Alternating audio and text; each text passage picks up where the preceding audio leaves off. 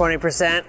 Okay, maybe we'll come back to him later. First, let's get some lingo out of the way. When I say solar panel, you're probably picturing something like this, or maybe even this. But these are called solar arrays. They're collections of solar panels. A single panel or module looks like this, and that panel is made of even smaller parts called solar cells. These cells are where the solar power comes from. Technically speaking though, power sources don't actually provide power. They provide energy in the form of voltage, but we'll get to that later. That reminds me. Hey, solar powered clone, how you doing? 30%. Maybe he could have been designed a little better. Anyway, let's get into the structure of one of those cells. They might look like one thing, but there are several layers. A metal plate on the back, 2 different types of semiconductors, a metal grid on the front, an anti-reflection coating, and a piece of glass. Now, that's a lot of layers, but this is all about turning light energy into electrical energy. So let's follow the light. The first layer the light encounters is glass. Glass is an insulator, so it's not going to conduct any noticeable electricity. It's also transparent, so most of the light just passes through. The reason it's there is to keep everything else out. The other layers are kind of fragile, so the glass protects them. Next is the anti-reflection layer. That's the layer that makes the solar cell look dark. Doesn't that mean the light never gets through? Oh no, it lets the light in. It just doesn't let it back out. Really? How does that work? This coating is so cool. Let me explain. The semiconductors underneath are a bit too shiny. If they were exposed, over 30% of the light would just reflect away. That simply won't do. If we want to use something like this on the large-scale power grid, we need it to be as efficient as possible.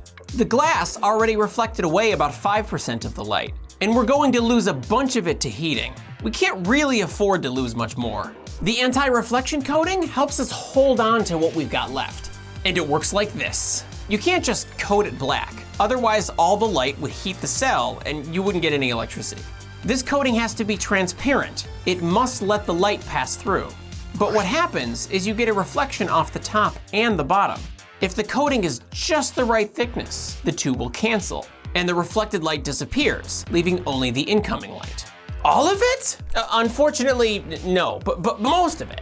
The amount of cancellation is wavelength dependent, but it's the best we can do.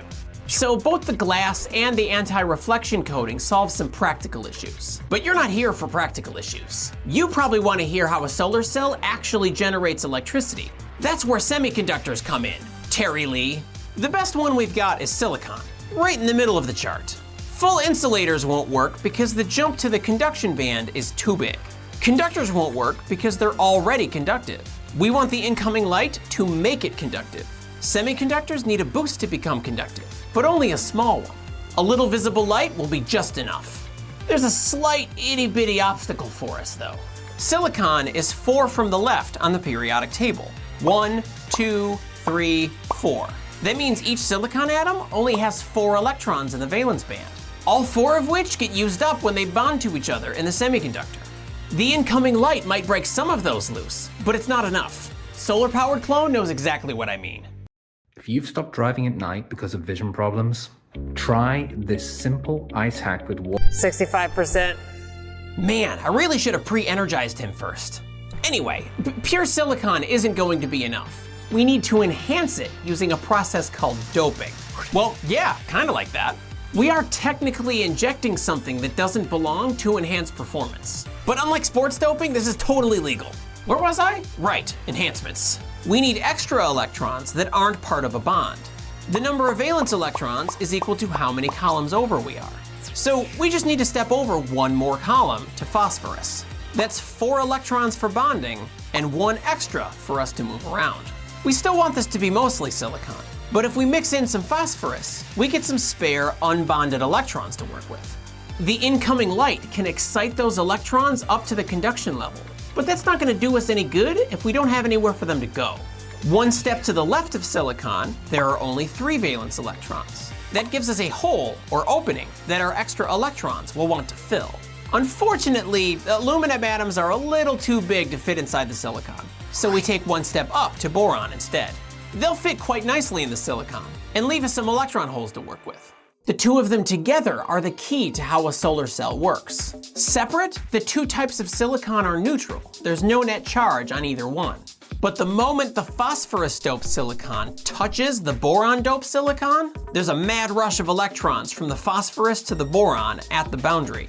This creates an imbalance of charge inside the solar cell. Some of the phosphorus are now positively charged because they're missing electrons. And some of the boron are negatively charged because they have extras. Any imbalance of charge will give us an electric field, or more importantly for circuits, it will give us a voltage, which is just an amount of energy per unit charge. When more electrons are ready to move, the voltage tells them which way to go. Pretty quickly, that initial rush of electrons forms a barrier between the two sides. They reach an equilibrium and stop flowing. They'll only move again if we give them the energy to move. Energy from incoming light. We just need a couple of conductors to connect the silicon to a circuit, and bam, you've got yourself a solar cell. Why is the top one shaped like a grid? Oh, yeah, that makes perfect sense, I promise. The back conductor is a full plate, but the front conductor has to leave some space. Not enough space, and the light can't get through to the silicon. Too much space, and the electrons have to travel too far along the silicon. The grid pattern is a happy medium between the two. A happy little conductor. I'm such a dork. So the silicon pair separates charge and gives us a voltage, but the voltage of an individual solar cell isn't actually that high. It's only about half a volt. For comparison, a AA battery provides 1.5 volts, and a wall socket in the US provides 120 volts, give or take. If we want to use solar cells in the power grid, we need a lot of cells in a panel and a lot of panels in an array. Of course, there are other obstacles to consider too. Solar cells only provide DC, so we have to convert it to AC. But that's not really a problem with one of these. Sunlight can vary from moment to moment or place to place, so we need an adequate storage device. But we have those. They're called batteries and capacitors. Why use carbon fuels that mess up our atmosphere and ocean when we have a giant nuclear furnace releasing a seemingly endless supply of light energy? It's 1,000 watts of power for every square meter of Earth. We should be taking advantage. So are you ever gonna look at solar panels the same way again? Let us know in the comments. Thanks for liking and sharing this video. Don't forget to subscribe if you'd like to keep up with us. And until next time, remember, it's okay to be a little crazy.